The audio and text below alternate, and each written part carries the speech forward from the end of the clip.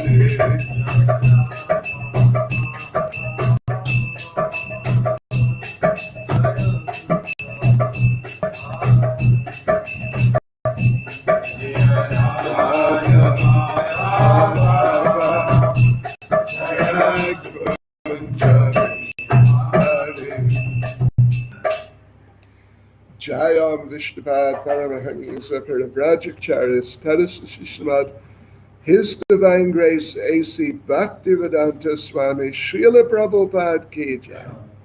ISKCON's founder Acharya Srila Prabhupada Ki. Grantaraj Srimad Bhagavatam Ki. Shri Shri Radha Radhanath Ki. Shri Giri Govardhan Ki. Sri Chaitanya Mahaprabhu Ki. Srila Prabhupada Ki. Shri Harinam Sankirtan Ki. Gopremanande. All glories to their Samo devotees. All glories to their Samo devotees. All glories to their Samo devotees. All glories to Sri Guru and Sri Gauranga. All glories to Srila Prabhupada.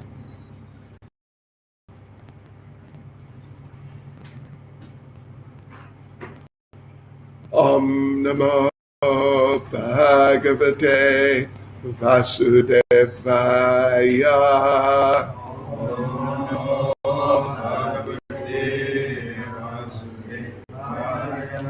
Om Namo Bhagavate Vasudevaya.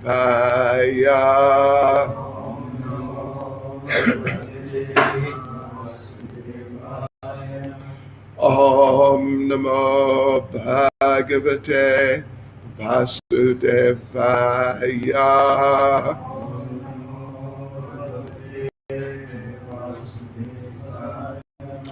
Srimad Bhagavatam, Canto 3, Chapter 29, Explanation of Devotional Service by Lord Kapila, Text 10. Karma Nirharam Uddishya Parasmin Vatad Arpanam Yajet Yashtavyam Iti Va Pritag Bhava Sa Satvika Karma Nirharam Uddishya Parasmin Vatad Arpanam Yaje Jashtavyam Iti Va Pritagbhava Sasatvika Karma Nirharam Uddishya Parasmin Vatad Arpanam Yaje Jashtavyam Iti Va Pritagbhava Sasatvika Karma Nirharam Uddishya Parasmin Vatad Arpanam Yaje Jashtavyam Iti Va Pritagbhava Sasatvika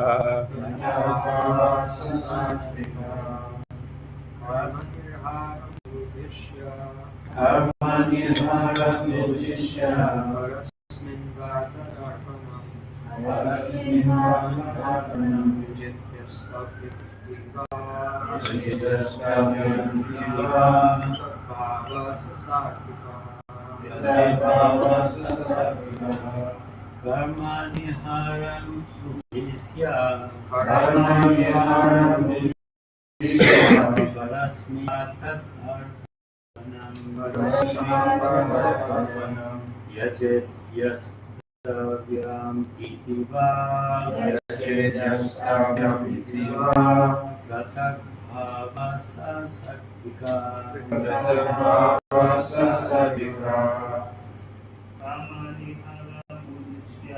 karmaniharam uddishya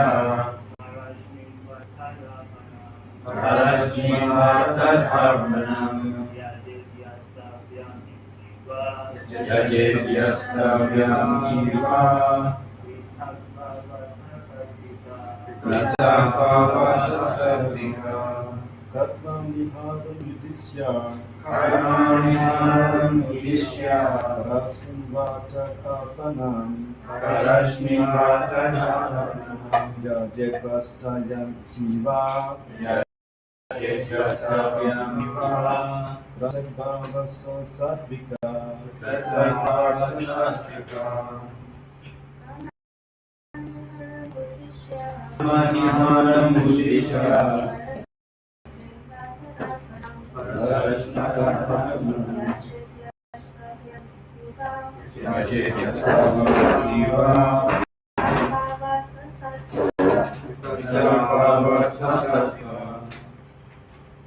Karma, fruit of activities.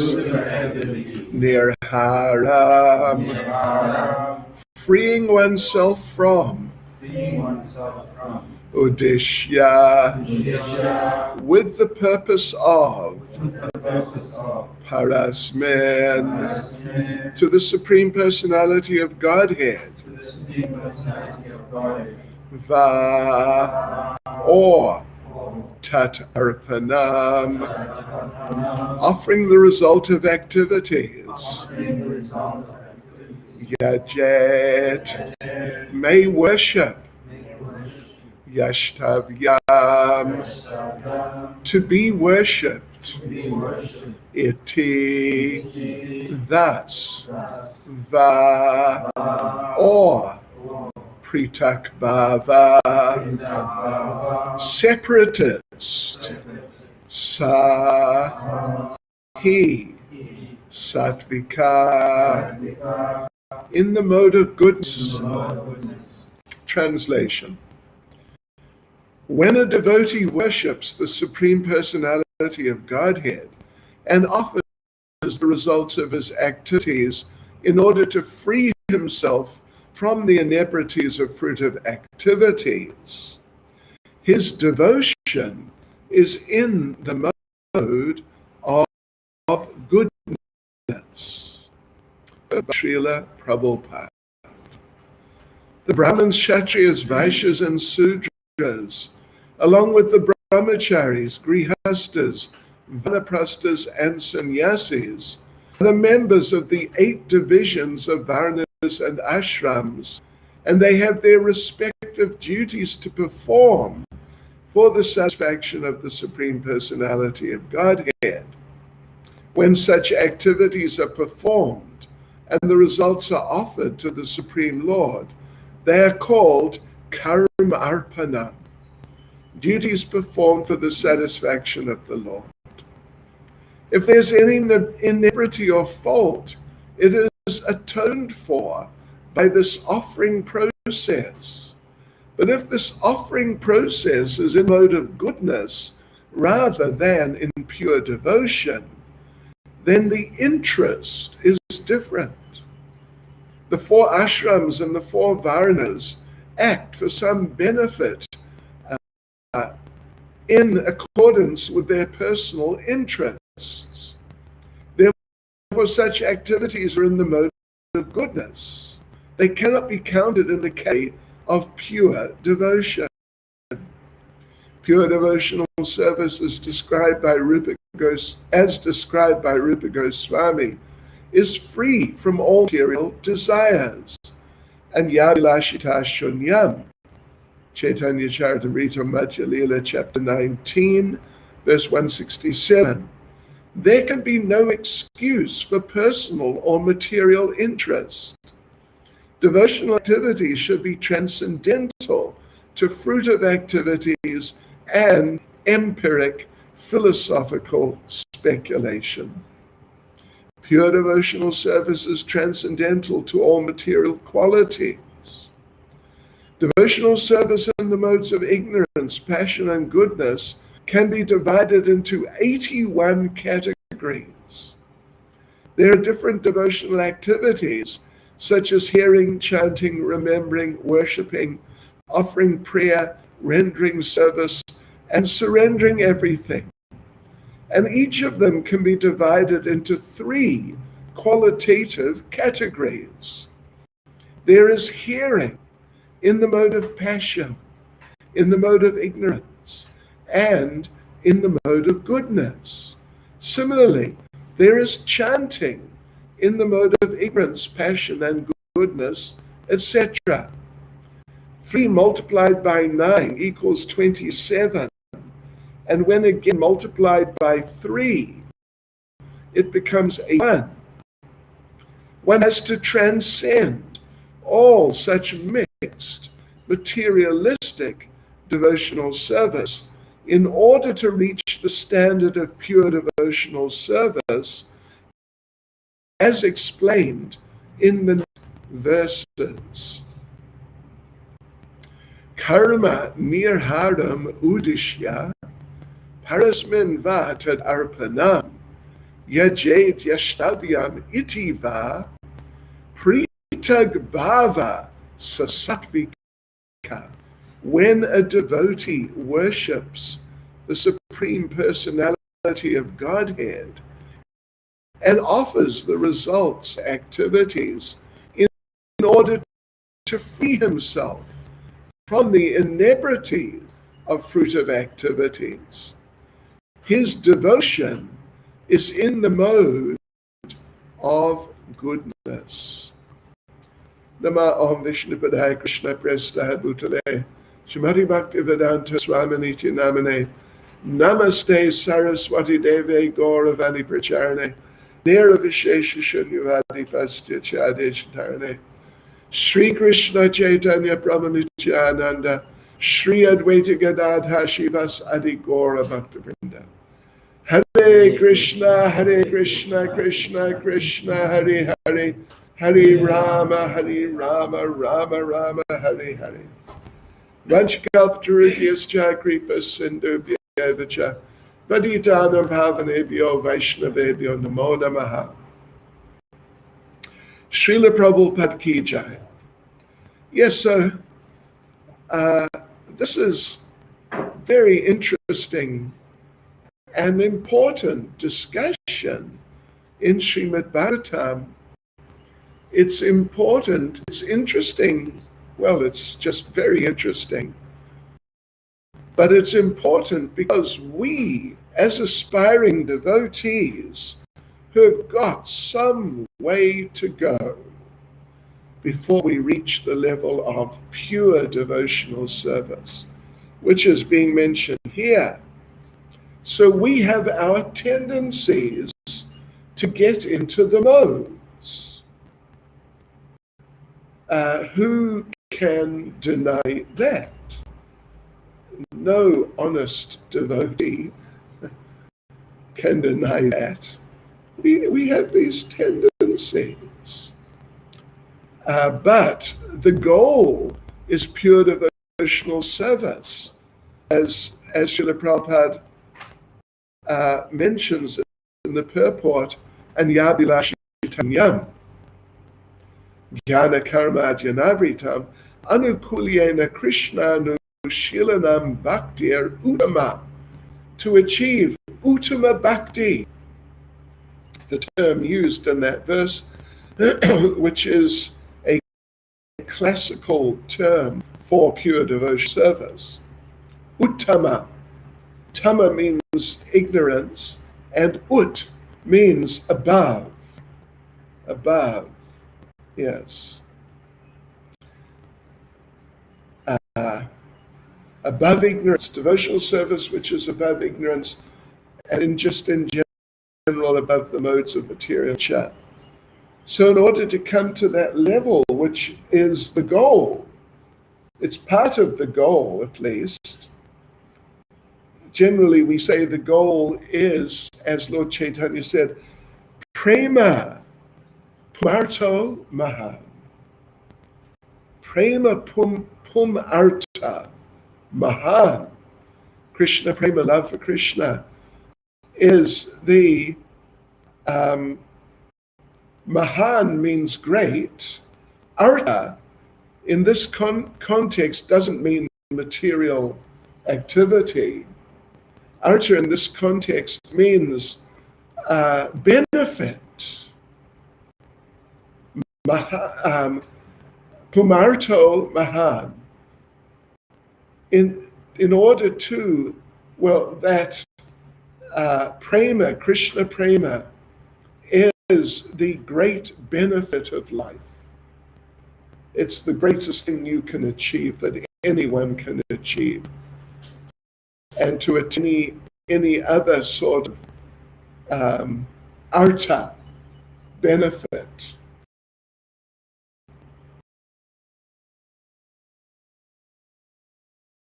is, generally speaking, simply illusion. Simply.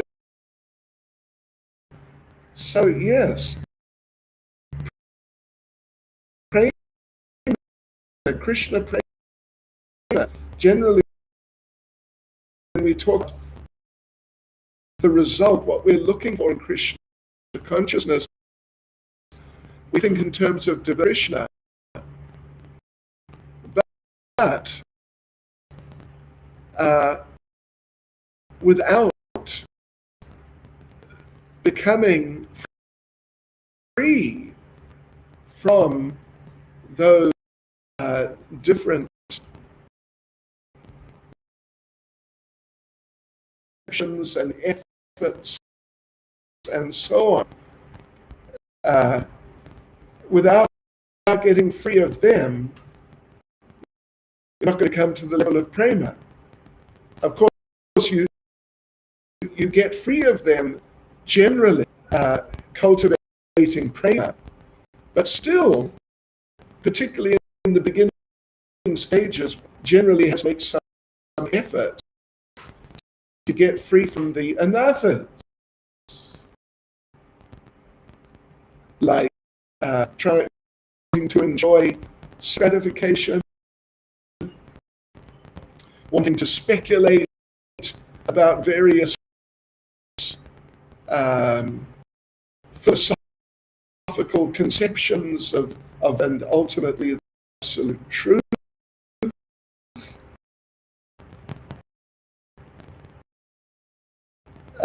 Without becoming free of lower qualities, lust. So without making some effort in regard to these things, prema, which is the great of human likely to happen, really not like, if you don't in the future, if you don't make some time intoxication, sex life, meat eating, and gambling, these things, different people are somewhat different, but for many people, become free from the attraction to illicit sex life. For many people, that's a challenge, and they have to make some effort. For many people, I think, but meat eating is also a challenge. Effort. Intoxication, for many people, it's a challenge to make some effort. So even though the process is founded on, but these things which are tools to service of the Lord, in many cases, they have to be addressed in different ways at different points in the devotee's life. And I think you would all be aware of that through personal experience. Right, yes. The pure devotional service is the goal. And ultimately, at least ultimately, one can only get free from the obstacles, the challenges of sinful life, materialistic life, through engaging in devotional service, cultivating pure devotional service. So that is mentioned here. Srila Prabhupada mentions here that the foundation for achieving the goal is is devotional service. But devotional service cannot really work. One is has not developed some determination to get free from these things, materialistic things. So anyway, this verse and the previous couple of verses have been talking about devotional service in the different modes of nature. And of course, the description of the devotee, the descriptions of devotee, Srila Prabhupada, well, actually in verse 7, Lord Kapila tells me, Vihuti, there are multifarious. Multifarious means many, really quite a lot. There are multifarious paths of devotional service in terms of the different qualities of the executor. So when we talk about, as was said, about devotional service in the mode of ignorance, it's devotional service executed by a person who's envious, proud, and angry, and who's a separatist. There are other things that could be said too, but those are specifically mentioned here. It's not exactly talking about, you could say, by our standards, a normal devotee, if there is such a thing, who has some tendencies towards those things. According to Lord Kapila, devotional service in these different modes, the idea is not just some momentary lapse from time to time, but that the person really still, even though they're engaged in devotional service, but still, they're still carrying that material nature with them in terms of their material attractions, in terms of their material attachments, not just sometimes by mistake doing something, but these are more ingrained tendencies. Envious, proud, violent, and angry, and a separatist. Separatist. Then the previous verse 9 talks about the devotee in the mode of passion who is a separatist. The term not actually from previous verse 8, even though the previous verse 8 talks about, well, refers to the separatist as in Sanskrit, binadrik bhavam. Bhava meaning the bina. Binatwam nama no. I don't know if you're familiar with that verse. Nama chitamani Krishnas Chaitanya Rasa Vigraha Purnashudo. Purnashudo. What is it? Nityamukto. No, Nityamukto. Binatwam nama no. Sna. This is Padma Purana actually, but Lord Chaitanya also spoke it. How the holy name of the Lord is eternally on transcendental platform. And it's Binatwam, Nama Namino. The name, Nama, and Namino, the named, Binatwam. They're not two. They're one. They're one. Binatwam. They're not two. But here, the person who's a separatist, at least in the verse about the person in the mode of ignorance, they're binadrik bhavam. Bina meaning translated here as separate, drik, to see, and bhava, nature. That they see things separately. They don't really see oneness.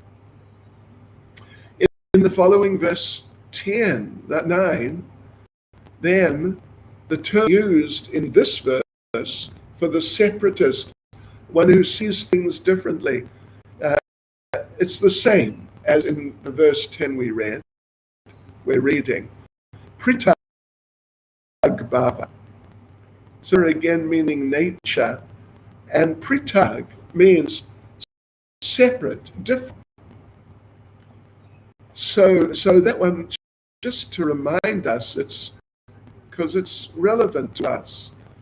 The worship of deities in the temple by a separatist with a motive for material enjoyment, fame, and opulence is devotion in the mode of passion. Yeah. And then today, of course, the mode of goodness. The person wants their devotional service in order to free themselves from the inebrities of fruit of action. The inebrities of fruit of action means material desire, personal, non-conscious interests. This is pritag bhava, being a separatist.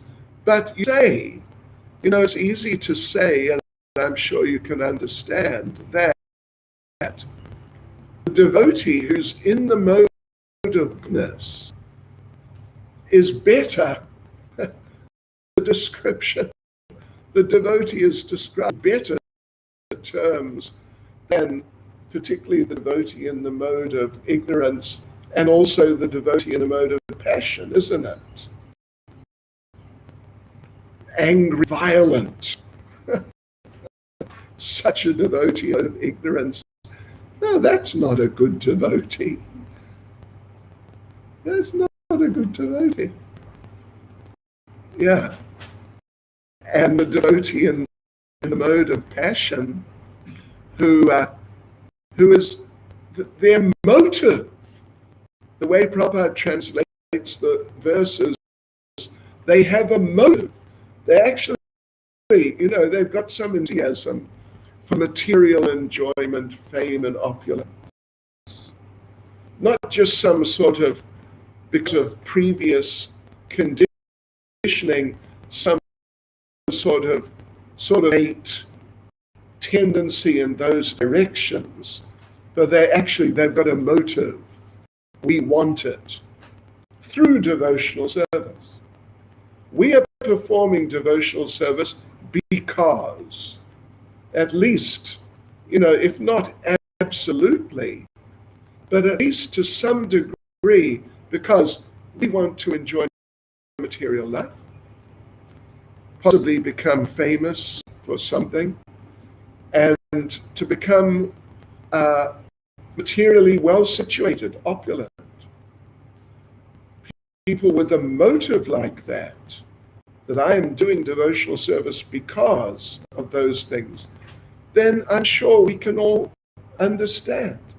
This is not good. This is not good. So the devotee in the mode of goodness sounds better. Is better, actually. Is better. And let's just read the verse again. When a devotee worships the Supreme Personality of Godhead and offers the results of his activities in order to free himself from the inebrities of activities, his devotion is in the mode of goodness. I think it's quite easy to understand that that's a better position, that you want to free yourself. I want to get free from Maya, from material enjoyment, material attachment. I don't want these things. I want to become free of them. and therefore I'm performing devotional service to get free of them. That's the basic idea. I think it's quite easy to understand that that's better than being a violent, angry devotee or a devotee who is doing devotional service because he or she wants to become rich or to enjoy sense gratification. But as we go on and read the next verses which describe pure devotional service, then it'll become quite clear that what's being talked about here, even though it's better than the others of devotional service mentioned, it's still not really the best. It's still not really what we should be trying for. So the point there is, and it's a very important point to grasp, that when one is performing devotional service in order to become free from material attachments, this is a type of material motivation. It's a type of material motivation. It's not exactly on the level of, I am doing devotional service simply to please the Lord. Simply to please the Lord, simply to please the spiritual master, and that's all. There's a difference. There's definitely a difference. So, yeah, and the difference is, it's a selfish type of desire. Just like we know that all of pure devotional service, that the devotee is feeling that kaivalya, as stated by, I think it's Yamunacharya, kaivalya nayate, treat us poor, akash pushpayate, that liberation, to me, I can see, it's just like hell. Narak means hell. And, of course, Tridas Pur means the heavenly, the prospects of heavenly sense enjoyment.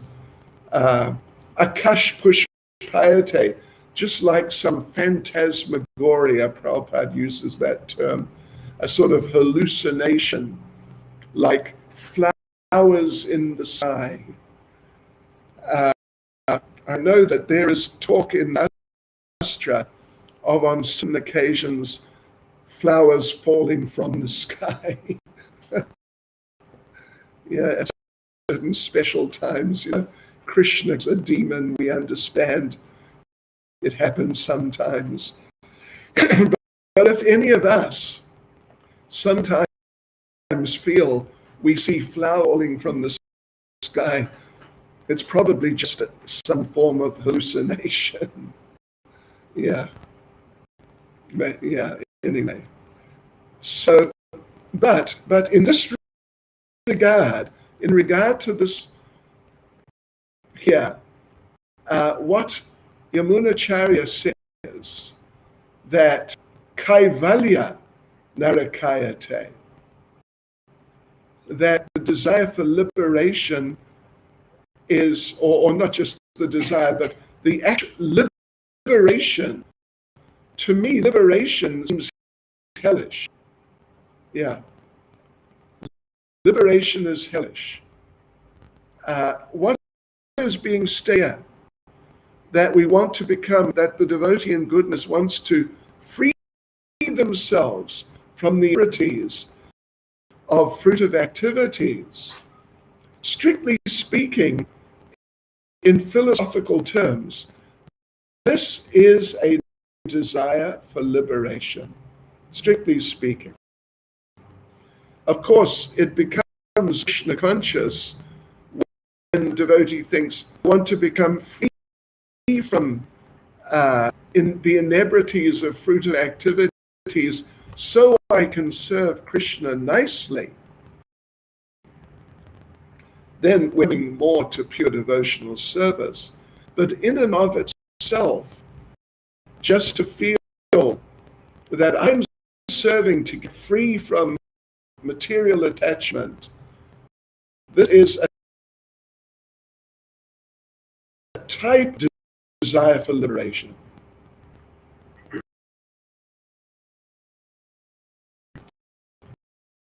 And therefore, it's not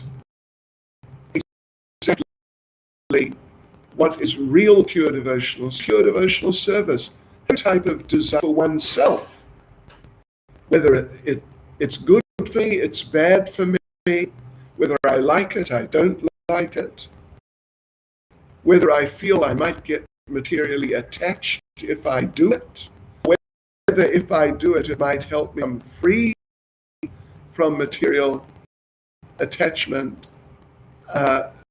These are personal desires for one's personal benefit,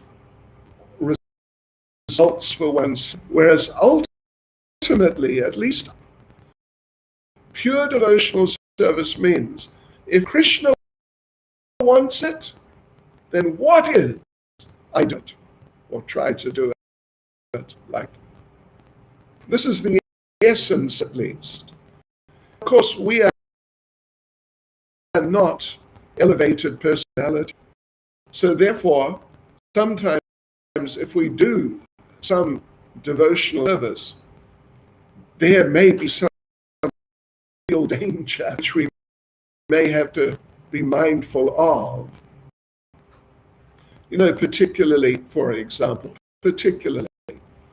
if someone is living in Krishna consciousness, but living in a celibate position, and somehow there's some devotional serving presented or offered, may involve some closer with the opposite sex, then, you know, for a sadhaka, it is probably a good idea to just bear that in mind and even bring it up to those who are offering the service. Sometimes, for a devotee who is a grihasta, sometimes it happens that a devotee who is a grihasta, who already has a husband or a wife, that because they're grihastas and their lifestyle involves interaction, you know, automatically and necessarily with the opposite sex, then there is often the tendency that for them to deal with the sex in terms of in the context of their service, that this can be acceptable. But, you know, we have seen how devotees who are grihastas, if they have to regularly deal with other members of the opposite sex, other than their husband or their wife, we have seen problems occur. But ultimately, in the ultimate sense, pure devotional service means if Krishna wants me to do it, if the spiritual master wants me to do it, if the devotees want me to do it, I should do it. I should do it, or I must do it. But something like that. Yeah, this is pure devotional service. Yes, but for those who are not on the advanced level, then at least, and I'm sure you're aware, Srila Prabhupada on a number of occasions encouraged that, all right, now you're performing devotional service, come to devotional service in the mode of goodness. Cultivate Brahminical qualities. Srila Prabhupada encouraged that. and spoke about it on numerous occasions. So at least that is definitely better than being caught up in some endeavors in devotional service which involve some real ignorance or some real passion. Yes. So therefore, there's a place, particularly for the newer devotees, which includes all of us. Some of us have only been devotees less than 50 years. We are still new devotees. So these types of considerations can be relevant and proper, even for someone who's on the sadhana bhakti. Yeah. But ultimately, the goal of the devotee, and it has to be kept in the mind, is to come to the level of pure devotional service, simply doing what pleases the Lord and Guru like that. So then, just a last point I'll mention, Srila Prabhupada, it's not mentioned in the verse, but Prabhupada brings out an important, and it's also a very important point, that it's not necessarily just as simple as you're doing devotional service, but you're doing devotional service in ignorance. And someone else is just doing devotional service in passion. Someone else is just doing devotional service in goodness. Oh, there are all sorts of subdivisions, mixtures. The modes, after all, in Bhagavad Gita, Lord Krishna, when he talks about the modes, he talks about them competing with each other. And the idea is that it's very unusual and it's hard to find someone who's just in ignorance only, who's just in passion only, who's just in goodness only, and they're fixed like that. This is extremely unusual. The modes are fluctuating regularly, and therefore the practical experience in life is that even though many people there's one particular of the modes which is sort of like the main mode, but still you'll inevitably find that even people who are mainly in one of the three modes, but sometimes they're in other modes, or the presence of the other modes is noticeable. They get into such position. So this can happen. This not can happen. It has in devotional service when the devotee is still prone to become inclined or to become influenced by the different modes. So Prabhupada talks about that it's not just a matter of three forms of materialistic devotional service, but Prabhupada says it can be divided into 81 categories. First of all, there's 9. Those 9 basic devotional activities given by Prahlad Maharaj: Shravanam, Kirtanam, Vishnu, Smaranam, Padasevanam, Archanam, Vandanam, Dasyam, Sakyam, Atmanavedanam. Those are the 9 devotional services, beginning with hearing and chanting. So there's 9 first of all. And Prabhupada in the purport here talks about 2 of the 9, hearing and then chanting. You can have hearing in the mode of passion, hearing in the mode of ignorance, hearing in the mode of goodness, and you can have chanting in each of those modes also. And you can have all the in any modes. And 3 times 9 is, anyway, 27 from school. There was a time when we didn't know that, by the way.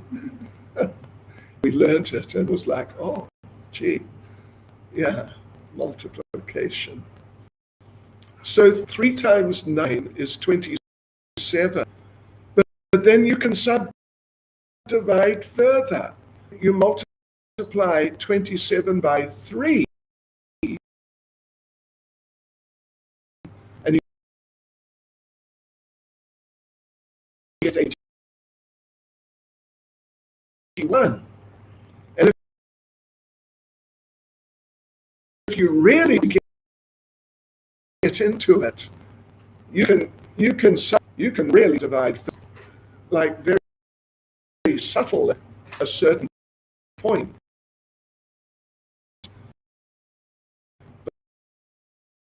But it's definitely possible to subdivide that. And ultimately, it can be said that every conditioned soul has their own particular nature in terms of mixtures of the modes of material nature, if you really want to get into it.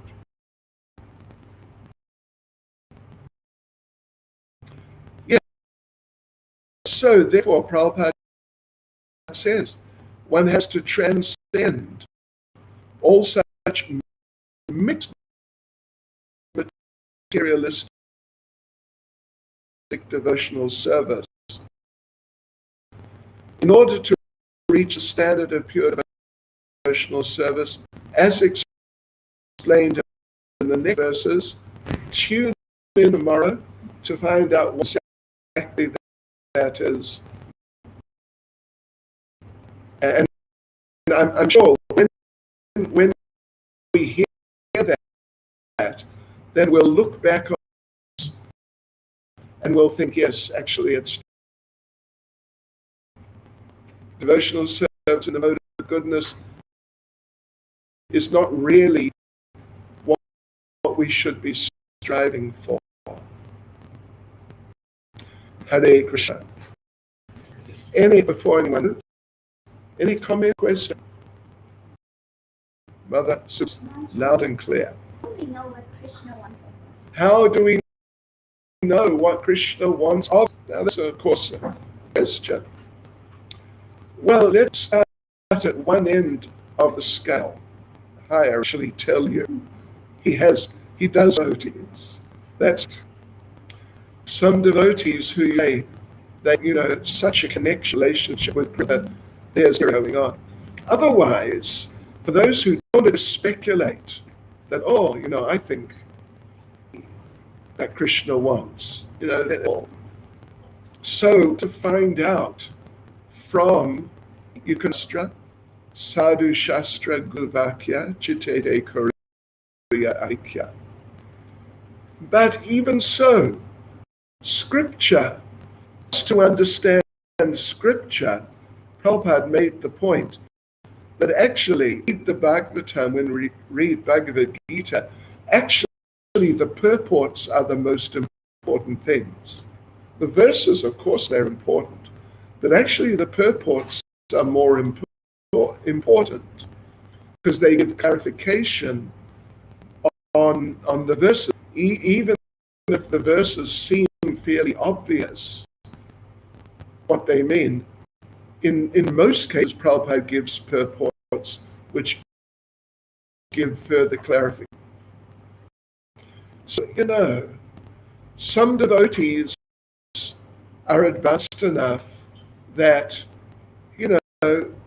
when necessary, they can just take direction from Shastra, and then it's clear, yes, I should do this or that.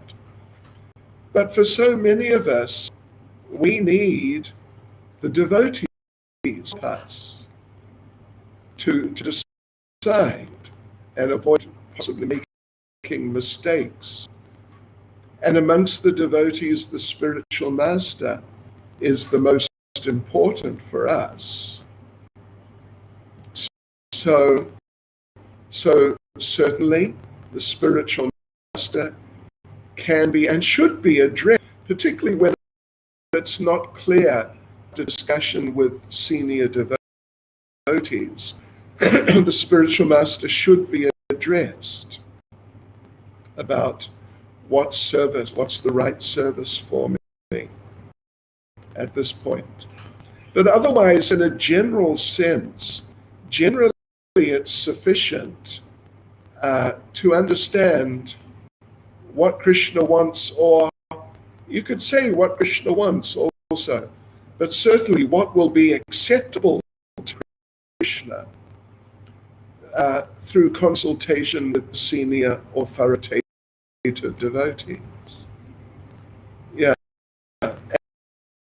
And there's a statement I read by Bhaktivinoda many years ago, which, unfortunately I can't remember exactly where it's located, but I read it, at least struck me.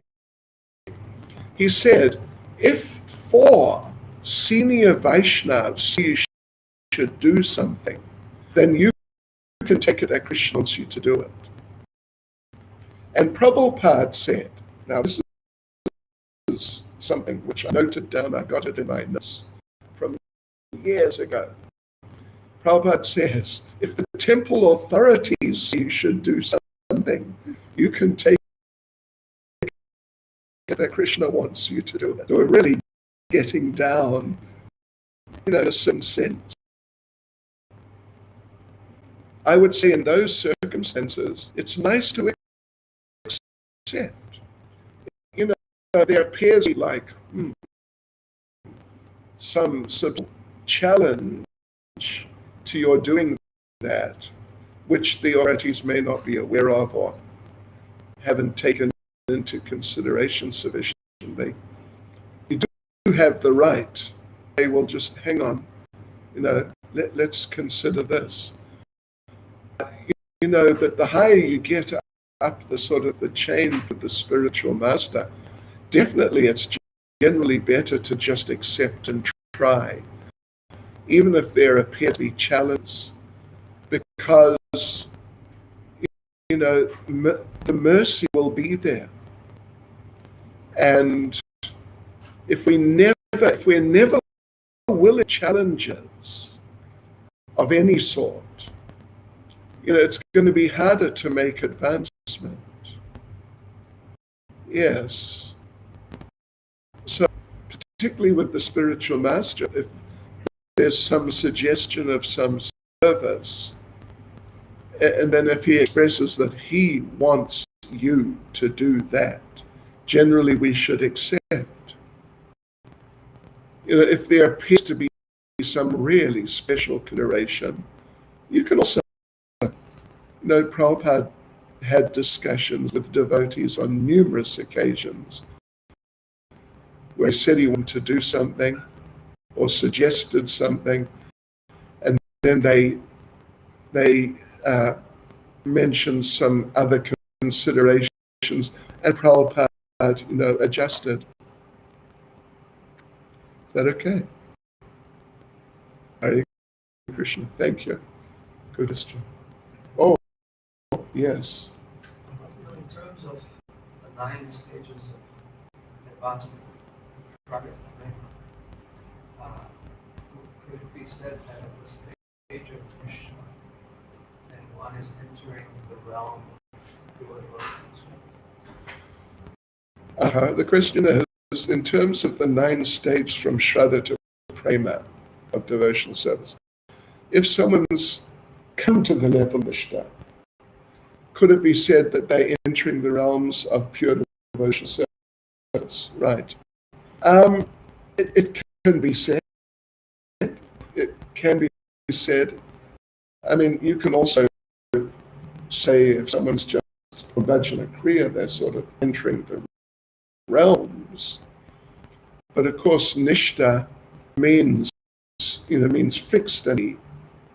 But if you read the descriptions given by Srila Vishwanath Chakravarti Thakur in Madhurya Kadambini, in his description of the devotee of a Sakti, which is the last level before, full-on devotional service, pure devotional service. He says that sometimes it happens that devotee on the level of a Sakti reacted to material things. If you read it, he talks about it quite clearly, without even understanding how it happened. He describes like that. So, the realm of real service on the level of bhava, that's a fact. And from Shraddha, up to and including a Sakti, you're somewhere in the realms. Even the level of Shraddha, you're somewhere in the realms. But it becomes more, stable and consistent like that on the level of Ishta, that's for sure. On the level of Anatta Nivritti, it's sometimes described as being a bit of a battlefield. Yeah. But on the level of Nishta, the battle type of scenario is away. A lot more. Nishta is a lot more advanced than Anatta Nivritti. Is that all right? So being free above the realms is not. Yes. Free.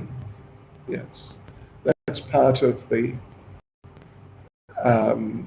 the foundational definition given by Srila Rupa Goswami of bhava. Yes. That's part of it. There are a few other things. Beyond the modes now. The modes. Hare Krishna. Srila Prabhupada Ki Jai.